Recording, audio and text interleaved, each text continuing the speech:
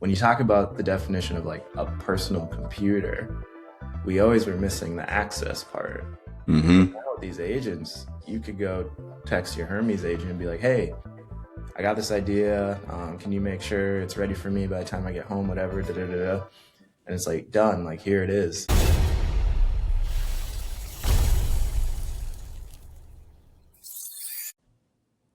Welcome back to Agentic Era. Today, we're going to cover some of the news highlighted in our frontier models that we're seeing in the industry, talk through some ways to handle streaming and working with agents and the context, and get into some deeper topics around the best way to handle that in skills. But first, let's cover some of the news. Some of the big things we're seeing this week, Ken, we saw OpenAI. He went with the Mark Cuban model. He's going to be sending out 4 deployment engineers, and they're spinning up a deployment company. I know you saw that one. What's going on there, man? Typical thing that we see in a lot of these updates, man. Question marks. It was vague enough to not let us narrow in, right? But then also specific enough that we get the general idea. So, and me personally, like I heard that and I'm like, oh, okay, so you're right. The Mark Cuban approach. He was like, man, people are going to be. It's going to be a huge market getting AI deployed in these businesses. The thing is, though, when you hear an OpenAI and their, specialized group of consultants, if you will, going out there, who are the clients, right? So, like, do you think your regular mom and pop shop is going for this, or so? That makes me think. I'm like, okay, it's going to be higher level clientele, I'm sure, right? I'm sure the pricing is going to be astronomical, but the companies that can pay for it will, right? The Fortune 500s or whatever, or the upwards. But if you look at this closely in timing, you'll notice that Anthropic also launched that initiative with the banks, the financial institutions, right? Like you saw they were partnering up. So I wonder, is this a play to say, okay, no, you're grabbing, different industry market share, whatever. We're gonna make ours where we can spread breadth around areas and kind of have that same kind of deal. Get some of Yeah, these yeah. higher level institutions buying in and deploying their resources. Because again, if they're deploying all Anthropic stuff in financial services, does OpenAI want that? Probably not. So Right. yeah, that's Yeah, my we saw take that on with it. OpenAI too, or OpenCloud, right? When Jensen was like, OpenCloud is the next best thing. What did he go out and do? He created an enterprise version of it for deployable opportunities. Because yeah, it's almost like these industries can't adopt AI without the security aspects of it. There's a knowledge gap in the industry, right? We're trying to bridge that gap through teaching and showing people the game, right? So hit the like on that. But ultimately, they're still at that 90%, 98% of these companies are just using ChatGPT. They're not using agents, they're not deploying agents. Maybe they're coding with agents, but what about SRE agents or DevOps agents? How do you get your agents to actually replace some of the workflows that your teammates need to do, right? And so yeah, it makes sense. Like I just don't know why it's its own deployment company. I guess if they're gonna go in and clean things up like Doge all across the board, integrate AI all into everyone's systems. Slight red flag there, but yeah, now they're looking for more market share at the end of the day. That's all I can really equate that to. So. Absolutely. Yeah, man. I mean, what else are you seeing? So that was OpenAI. What are we seeing on the Anthropic front these days? They're releasing stuff Yeah, every yeah. day. I mean, yeah, you still just have the cloud code of the world kind of running things through Opus. Although I would say the past few weeks, that news has kind of died down. We're in that like quiet period again for a lot of these frontier models. Cloud specifically, Opus 7's out. No one's talking about it anymore. They're just using it and they're back to focusing on cloud code and the CLI. So some of the big things that came out that we saw is agent view, which, when you're working with multiple agents, you got this iterative loop of all these windows, or, I don't know if you're using iTerm or Warp or whatever, but Warp. you're moving tabs all around. And then you're like, wait, oh, I forgot to get back to this agent. So what they're trying to do with this agent view is allow you to see your list of agents, who's waiting on the next question, who's finished their prompting, and then you can just tab through them and keep going all in the same window.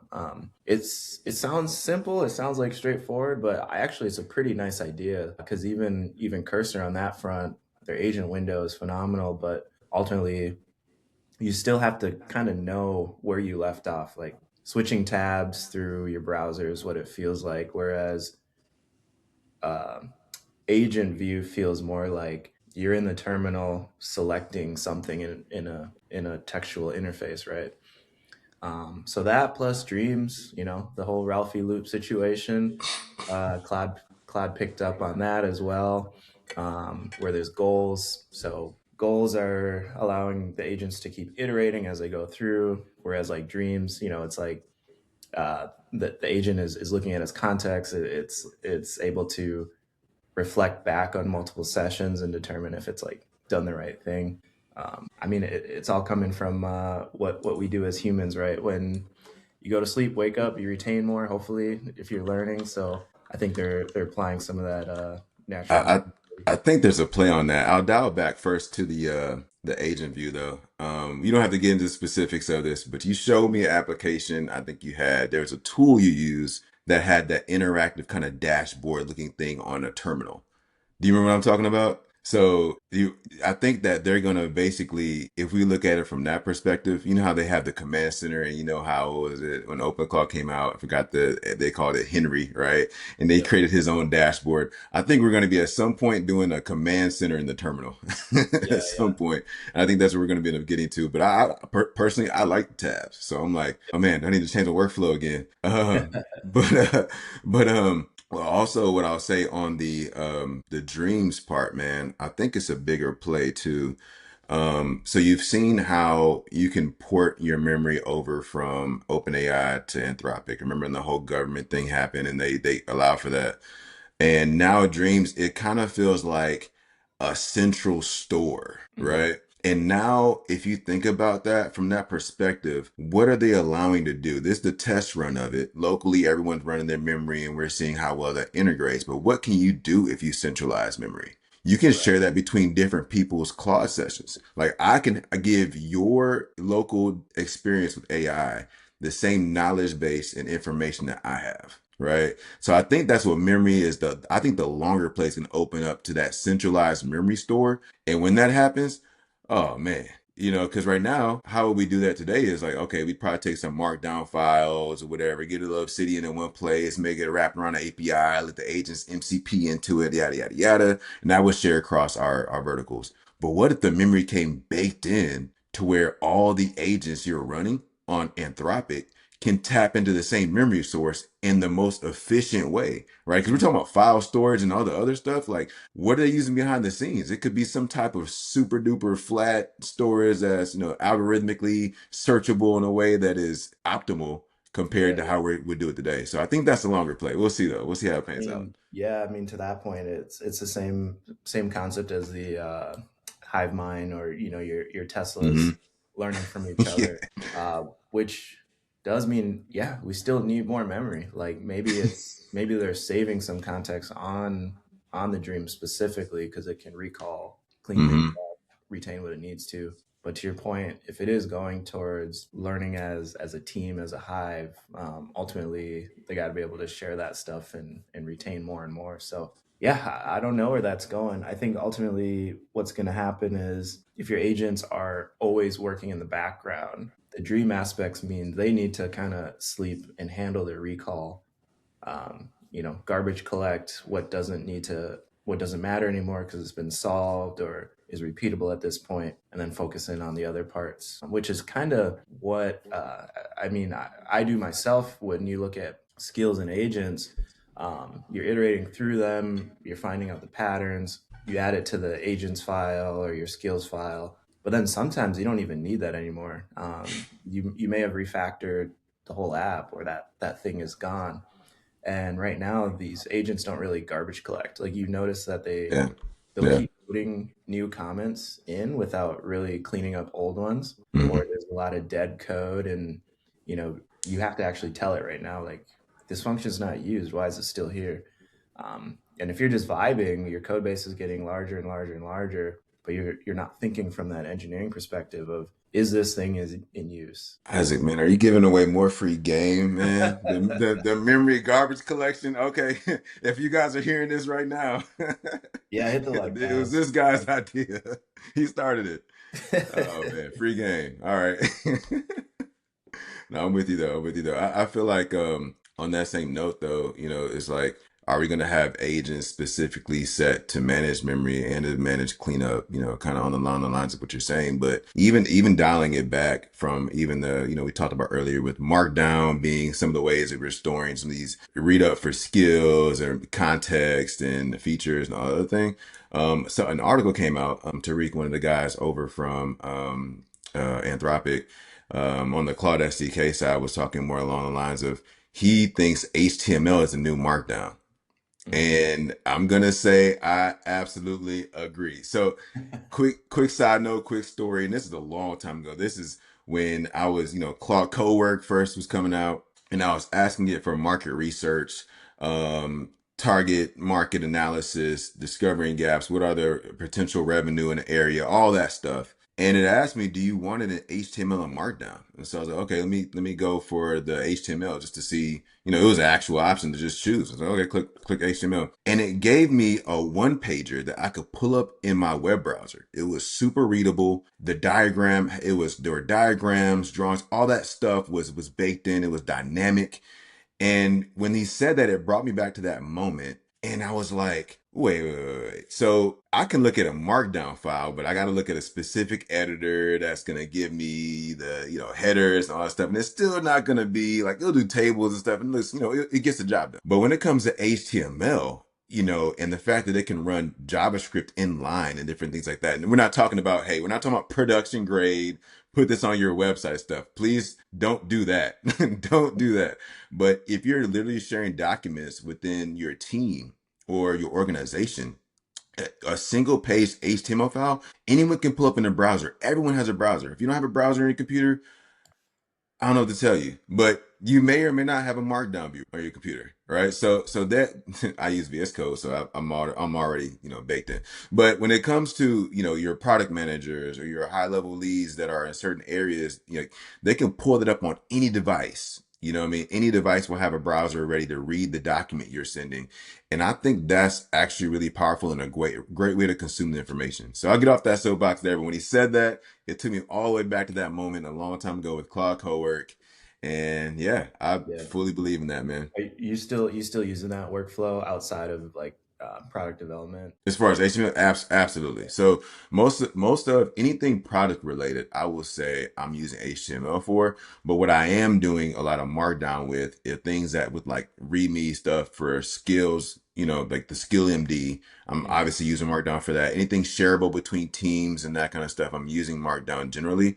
But when I'm going more product based or visuals matter, and you want someone to kind of read through rich content, I'm going more HTML on that style. Yeah. Yeah, no, it makes sense. You get the automatic visuals out of that. You wouldn't really have to do, Mermaid is great. Like architectural Yeah, dynamic yeah. Oh, yeah. Mermaid is really awesome. But if you could For just do sure. that in HTML, you get everything else, right? All the styling, the transitions, things like that without having to introduce, a React sort of framework. So it is great. I guess what I would worry about is right now, to your point, terminals can't render that. Like you can do it in your IDE or you just open it in your browser and it's fine and great. But we also have to worry about the security side of the HTML piece, right? With scripts, things like that. So Can definitely I think reiterate? Please do not put that in production, folks. Please do yeah, not yeah, take your HTML JS baked in output and throw it out. Please don't do that. yeah, yeah. If your agent builds it for you, that's great. You still got to watch out downloading repos and stuff like that, or just like HTML renderers. Markdown has its place, I still think, but it definitely makes sense for more of those visual cues that your agent can't really describe to you without HTML. So, yeah, You bring up a good point though, because let's say you are sharing it broadly and it's one of those ways where, you share something in Google Drive or something, you can share a link and that gets passed around. You don't want to just open up HTML file somebody sent you, you don't know where the origin is coming from. So we are going to have some type of mechanism too to make sure this whole, cross-site scripting, weird stuff that can happen, right? Depending on how far people take this, we'll need something to actually validate and verify that this page is legit as far as Yeah. like any security concerns, because people can put malicious JS in there. Yeah. JavaScript can do some crazy things. And if you remember back in the PHP days, even like there's the wild stuff that can happen in there. So yeah, just be careful, folks. Yeah. On that note, Ken, you seen anything in the security lens? I know we got some npm package stuff going on. What else is there? Honestly, man, at this point, there were some recent ones. It was an NPM package that went pretty viral on like that was affecting folks. I think TanStack was one of the crazy ones that they mentioned were like widespread.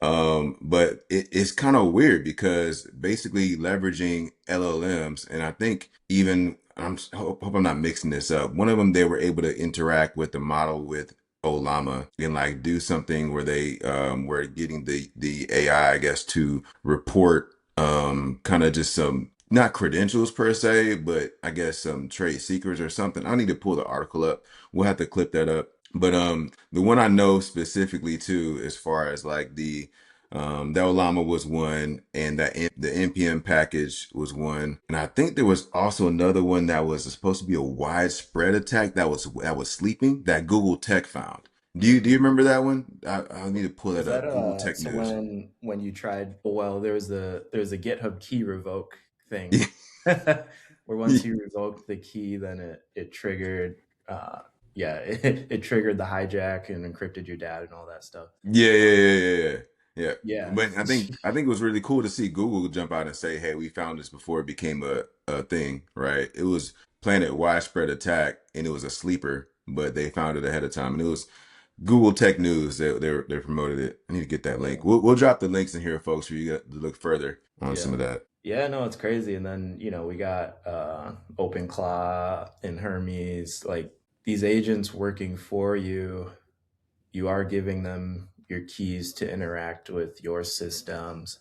I can't speak to Hermes, but I hear it is a little more secure than OpenClaw is. But still, we still have to kind of be cautious of not only from a guardrail perspective of your agent who could get hijacked and leak your keys, but just in general, the ability to you download something locally, it sees you have some Docker container running, it's checking your ports. It's like, oh, I found this .env file. Let me go encrypt everything. Like, So I'm gonna dive in on that because I'm not like an expert or anything, but I did find somewhat of a sweet spot for now until Mythos is released and gives us something else, right?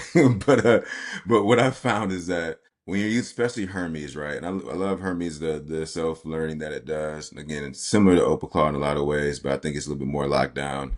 But when it comes to that, if you spin up their image in a Docker container, and for me personally, I did this using open source models. So I also had Docker model runner running it. Those of you who've seen my video on, local AI will probably know what I'm getting at. And so I was able to get the AI running locally as well. And so there wasn't an API key to expose. But what I did find is that if you do a Docker compose and you specify kind of the ports in a way that don't like you do the 127.0.0.1 or whatever before your port before exposing it out to the gateway, like all that stuff.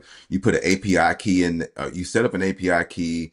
If you're doing Telegram, like your bot token, your allow users, you put that in the env file. And then when you run Docker Compose, you inject that env file. And so it's more so running in memory than sitting on the volume of your Docker container. So that's one way I found around it. And then obviously you got to go clean up after that. Like once you run it, take all your keys out the local. So for those of you that are running on Mac Mini, Mac Studios, standalone device for your agent, yes, please use Docker to sandbox it. Have your agent running in Docker, and also make sure that the volume is coming from Docker that is running into. Don't expose anything in your mounts. And then your environment variables, run your Docker Compose command with that environment file, and it will inject those keys in memory so they're not sitting on a file for the agent to grab and expose out. And then on the other side of that, make sure you clean up clean that up. I personally put the passwords for my API key gateway for it, so people can't just access the gateway for Hermes. That key, that all the information you need as far as your bot token, all that, put that in the Apple passwords, lock it up, whatever else. That way you can refer back to it later, but do not keep it in the environment file that you just did to load the Docker Compose command. So Oh, just putting that good out there. advice, guys. That's some free skin game. You probably just saved 1,000 people. I'm gonna put that in a repo and just Man, put some instructions and drop that in. Their yeah, docs are good though. Their docs are yeah, really it'll be good. great for the community. Yeah, no, that's cool. What about like so just these agents and the way that they're interacting with us now, like through Telegram, iMessage?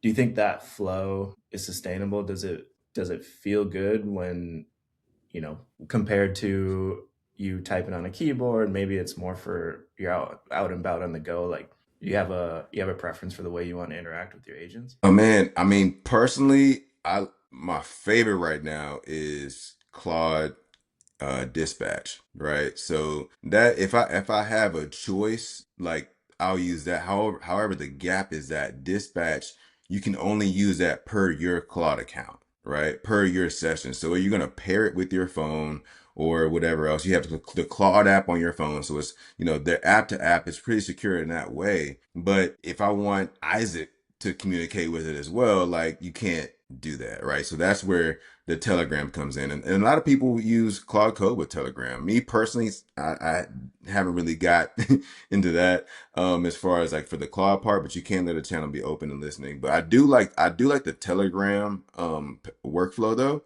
So you can put your Claude Code behind it, Hermes agent behind it, Open Claude behind it, whatever else. I do like the Telegram approach just because that invites more people, but Telegram allows you to lock it down. So like you can say only these user IDs can interact with this agent, or only this group chat can do it, or only these members within a group chat can do it. Right. So you can get as granular as you want to. And you can set the home base for it, like to a direct channel with yourself. But we did some troubleshooting with this already, and it's pretty locked down. So I like the Telegram path. Again, there's more. I personally, I'm leery of the iMessage.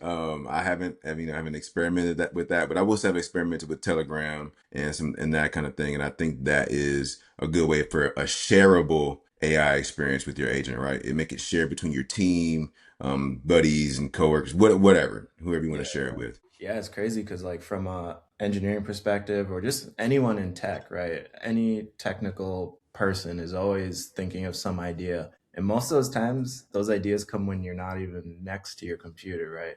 You gotta jot it down in Apple Notes or whatever, send it to yourself, and hope that you can like bring it to fruition. But when you talk about the definition of like a personal computer, we always were missing the access part. hmm Now with these agents, you could go text your Hermes agent and be like, "Hey, I got this idea.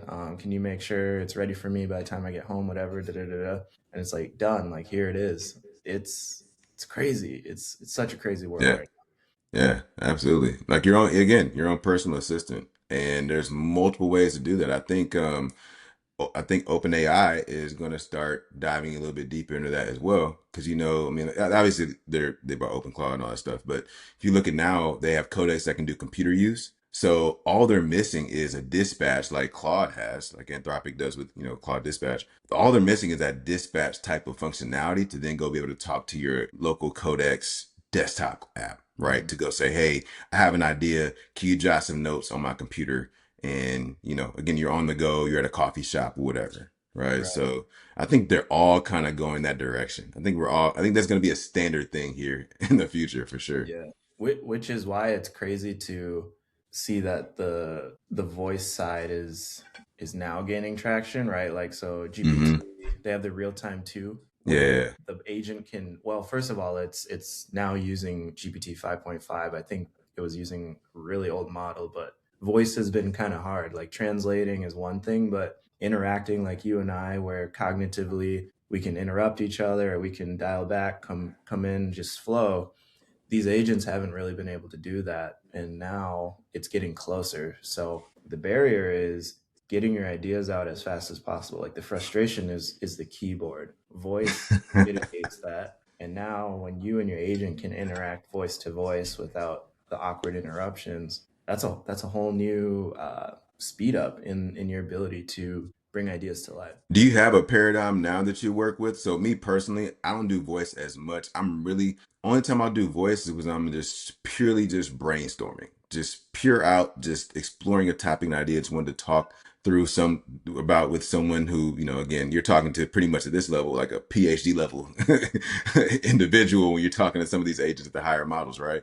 But I use that pretty much for brainstorming. But I notice all my, coding tasks and different things like that, I'm always on the keyboard. Like, what is your flow? Do you have a breakdown for when you use voice and when you don't, or that kind of Yeah, thing? I would say it is just that, like, thinking through a large scale idea, it's easier to just voice about it. Like Okay. maybe you have this or that or contradicting streams of thought that you're like trying to suss out, and or you just have a large scale idea that you don't want the iterative prompt to happen. Like you want to put it all out there, turn on Opus, large thinking, and then let it go and then come back and then you can iterate there from there.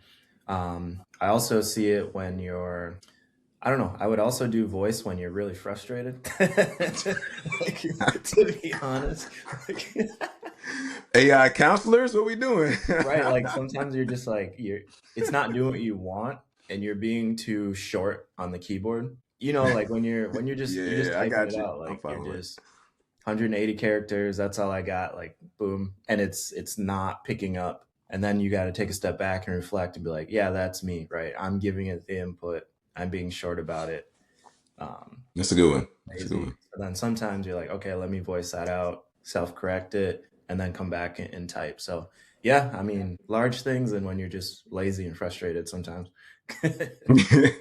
I'm with you, man. And I feel like this is the interaction I've seen even earlier on in some of the GPT-4 days. I feel like the voice interaction was pretty good.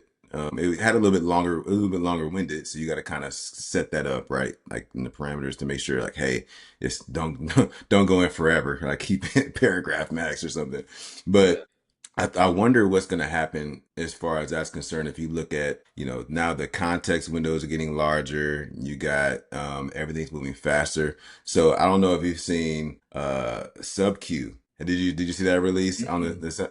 so Go it's this company called, I guess it's In Dimension AI is a company, and basically they're saying that I guess the context window is 12 million is the tokens is the context window. They're saying, let me read this clearly, approximately 52 times faster at Okay. attention at 1 million tokens and less than 5% the cost of Opus 4.7. Like that took everyone by storm, man. Wow. Like, and you can Price, kind of, Nvidia didn't drop though. you said what now? I didn't see the stocks drop based off of this one. So here's the thing though. I'm watching the play. Like I don't even know if they have a patent on this, which would be smart, right? Because then the frontier models would then jump in on this, and then it's a wrap.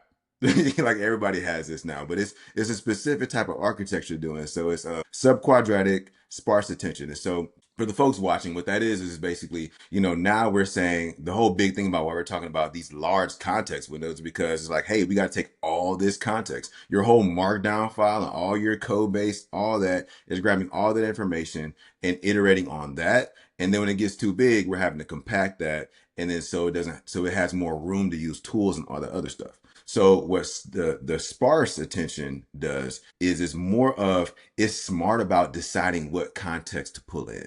Right. We were already talking about how a rag was an issue. We talking about these context windows are growing, all the other stuff. It's smartly able to divide out, hey, this part of information is important, this is important, and this is important. And if you're already operating on a smaller context, like the sky's the limit, right? Because now you have that much more room, and then you're also not using that much compute, right? Because you're not sending all that stuff over the wire. You're basically saying, hey, only these amount of things matter out of this long stream of text, this book full of text. These few things matter, and we're going to focus on that, and that's where we're going to derive our answers or our workflow on. So I think that's important. And now you also look at the fact that especially with Gemma 4, you saw this where, you might have a 31 billion parameter model, but it can smartly decide that, mixture of experts is what the technology is called, but you can smartly decide, hey, only use this small amount of parameters. So I don't actually need 31 billion parameters to help me decide the which is on, which is off, what's the relationship between these things. I can say this small subset. So you combine both those together, the mixture of expert and the sparse attention. We're talking about light speed, low compute costs. We're talking about like the level of accuracy. I saw this drop and I'm like, I don't know, man. I'm kind of anxiously waiting. It's like, was it technical preview, public preview is in, but they're only letting invite only small amount of people in. I'm sure they're signing NDAs. I'm sure. Like, there's no way they're letting this go, right? This technology they're using. And so I think they're going to just drop that bomb on us. Somebody's going to be running, and it's probably going to be behind the product because they're creating their own coding agent, terminal, whatever, like your Claude Code, Codex kind of style stuff. They already have that in play. I think they're going to just drop this product, and behind it will be that new architecture, which will be blazing fast and blow everybody's minds. I think that's what they're doing. I wish them luck before the frontier models catch a hold of this and create and recreate it and make all their products better too. But hey, I'm for it, man. I like the I mean, competition. Let's roll. yeah, I think there's always that push and pull too. Open source or ground floor makes progress. Frontier may take it, go do more, but then Frontier giving back. There is some give back and pull and that kind of stuff. It'll be interesting because I think the AI piece, besides the raw machine, it's a level playing field. There's a lot of research going in through different institutions, things like that, and people are coming up with insane ways of doing this stuff. But I mean, to your point, like this SubQ claim, that's wild, man. Like it just keeps stretching what context even means. Like, that pattern is really clear. We need to understand how context is architected and how skills and those models around them can be used to make your agents smarter. It's not just about the raw reasoning bump, your next frontier model is going to provide. So, to transition us a little bit on the back half of the episode, I think we should dive into it. Context management, skill architectural, best practices. Ken, what shapes a good skill in your opinion?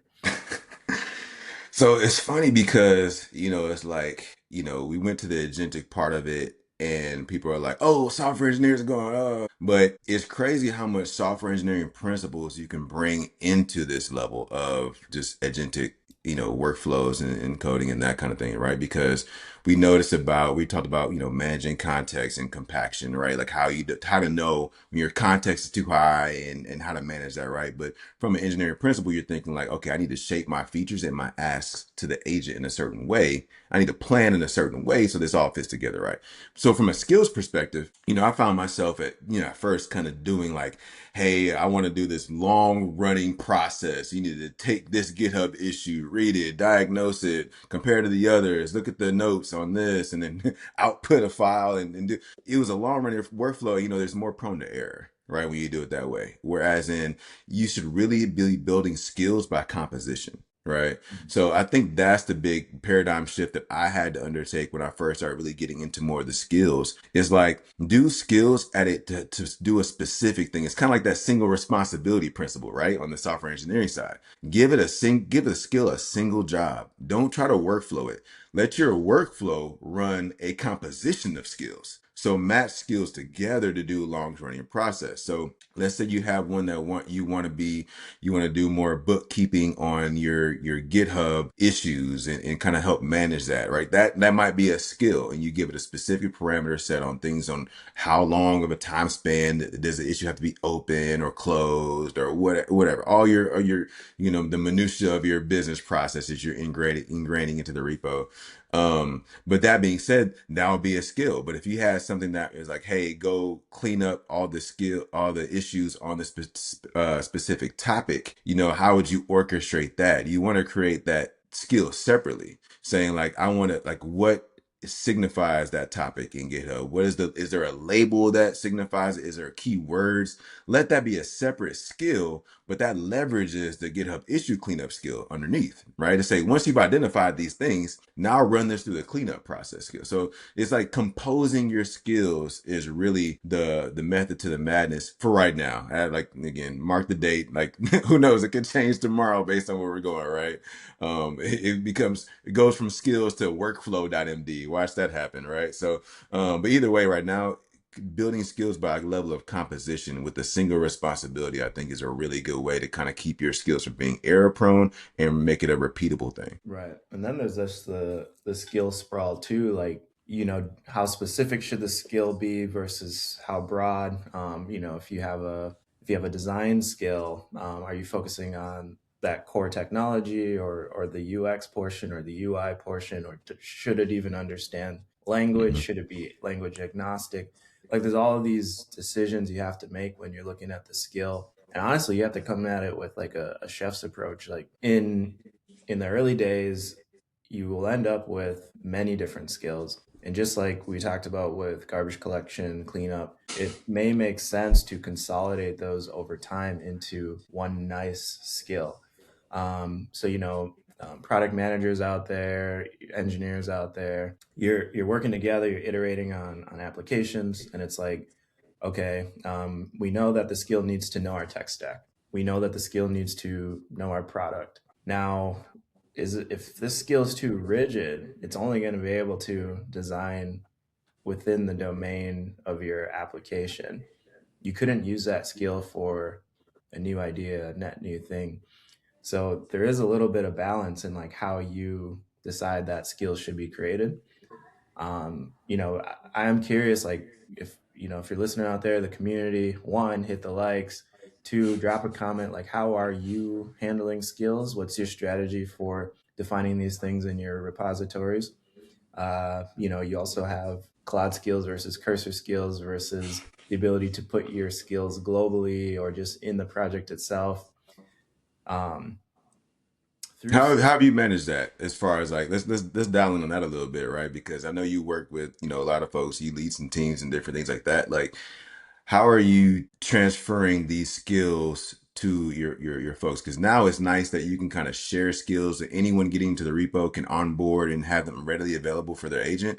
But there's also the conceptual part of it, right? Like people knowing when to use it, how to use it, all that kind of stuff. How are you handling that perspective of like the yeah, skill yeah. sharing versus Yeah, I think personal a big versus thing that not everybody realizes is the skills can be triggered off of keywords. And there's actually a mm, keyword section. So you can make the agent assume that role through triggering the word, right? Code review, create infrastructure, security review. All of these keywords can enforce that skill. And for me, what I decide to check in or keep for myself really depends on the workflow and the repository I'm in. Even personally, right? When I'm creating skills for some of these applications, what I'll do is I'll iterate on the topic, ensure that I want it to create the skill because it's correct. And once it does, I have to take that decision point where it's like, will this skill benefit the repository and whoever uses it in the future, or is it really specific to me?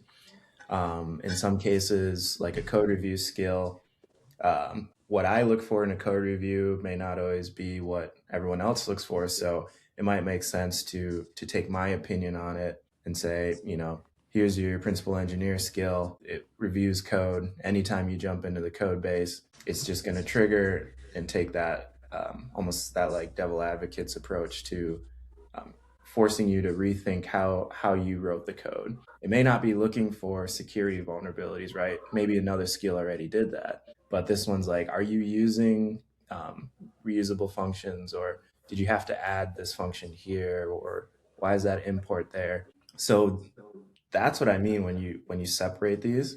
If you try to put all of that in one big skill, back to context, it's gonna trip up.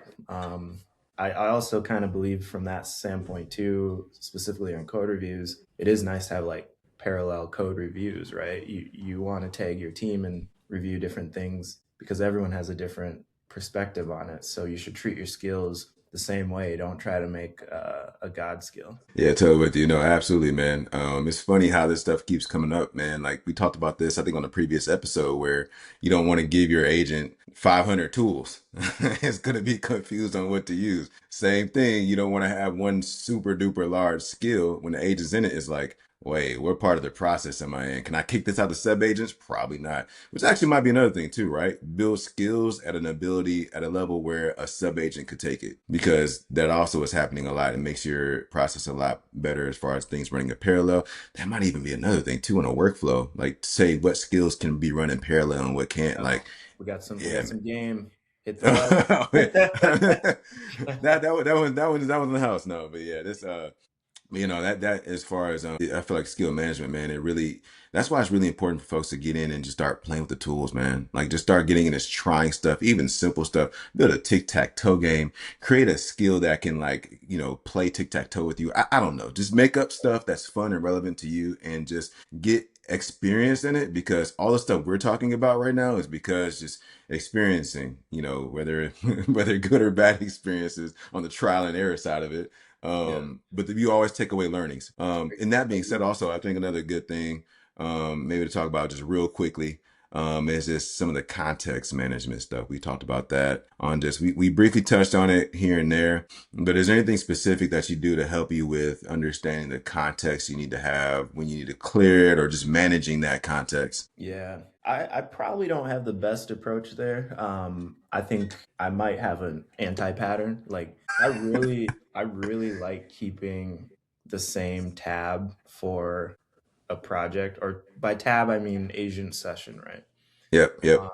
It used to be kind of rough doing that, and they always say, "Hey, at 70%, throw it away, open up a new session." Mm-hmm. Mm-hmm. Then it gets back to the memories and the dreams, and you having to reload its knowledge of what it's Mm-hmm. had, right? So in the past, you could get away with that with additional documentation, agent skills.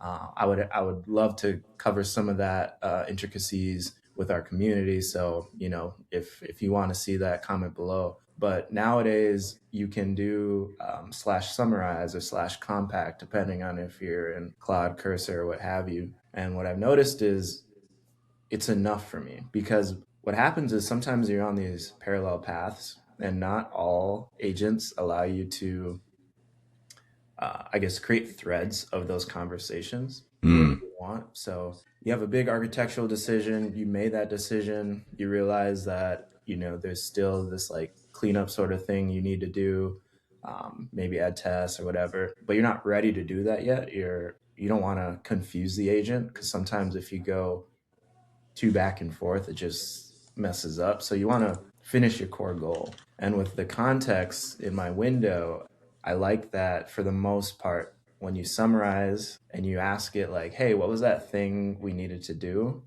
It'll be like, oh yeah, this was that list. Or you could tell it to remember it. It can add it to specific sections, so you like never lose track. Because if we put on our product management hat, right? Like we're 1-2 person teams at this point. Everyone is building their applications by themselves. Not only do you have to remember the features that you're trying to build, right?